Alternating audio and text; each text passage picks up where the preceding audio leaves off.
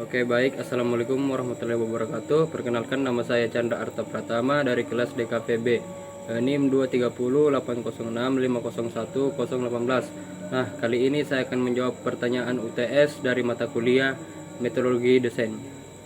Oke baik, saya akan menjelaskan atau menjawab soal nomor 1. Memahami konsep dasar metodologi desain sangat penting untuk landasan bagi seorang desainer untuk menghasilkan desain yang berkualitas tinggi, efisien, efektif, dan inovatif.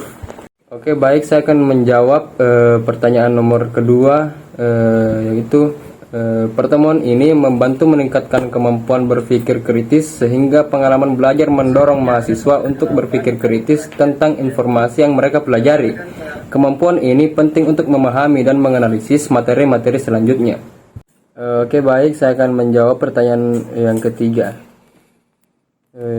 Yang pertama, empati pengguna atau user empathy. User empathy ini membangun hubungan untuk pengguna, yaitu empati membantu desainer membangun hubungan dengan pengguna. Ketika desainer memahami pengguna, mereka dapat menunjukkan rasa hormat dan perhatian terhadap kebutuhan pengguna dalam desain mereka. Kemudian design thinking, berpikir desain. Alasannya yaitu memecahkan masalah secara kreatif. Kemudian design thinking adalah proses yang sistematis untuk memecahkan masalah secara kreatif. Desainer menggunakan pemikiran desain untuk menentukan solusi inovatif yang memenuhi kebutuhan pengguna. Kemudian saya akan menjawab pertanyaan yang keempat, yaitu mempelajari metode desain adalah cara yang efektif untuk meningkatkan keterampilan desain seseorang. Dengan memahami dan menerapkan metode desain, desainer dapat menghasilkan desain yang lebih inovatif, kreatif, dan efektif yang memenuhi kebutuhan pengguna. Kemudian saya akan menjawab pertanyaan yang kelima. Berpikir kreatif adalah proses menghasilkan ide-ide baru dan orisinal. Hal ini dapat dilakukan dengan berbagai cara, seperti brainstorming, sedangkan berpikir desain adalah proses sistematis untuk memecahkan masalah dan menciptakan solusi inovatif.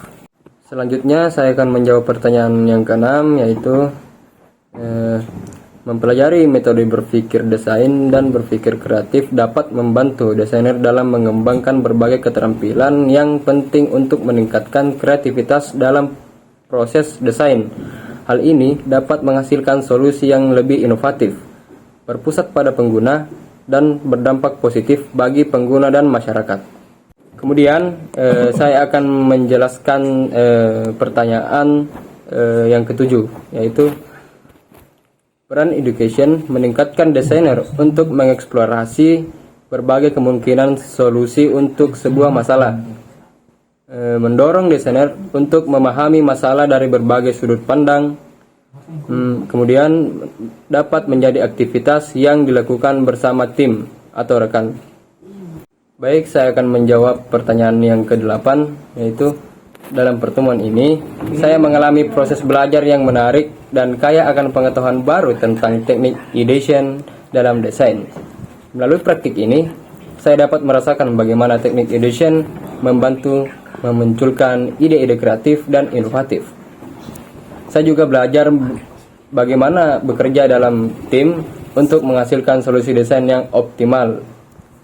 Kemudian kesimpulannya yaitu pada beberapa pertemuan melibatkan serangkaian aktivitas untuk meningkatkan pemahaman dan keterampilan mahasiswa dalam metodologi desain, termasuk eksplorasi konsep desain, pemahaman sejarah desain, penerapan metode dalam proyek desain, berpikir kritis dan terstruktur, penggabungan berpikir desain dan kreatif, analisis kebutuhan pengguna dan bisnis, serta pengembangan ide kreatif dan konsep inovatif.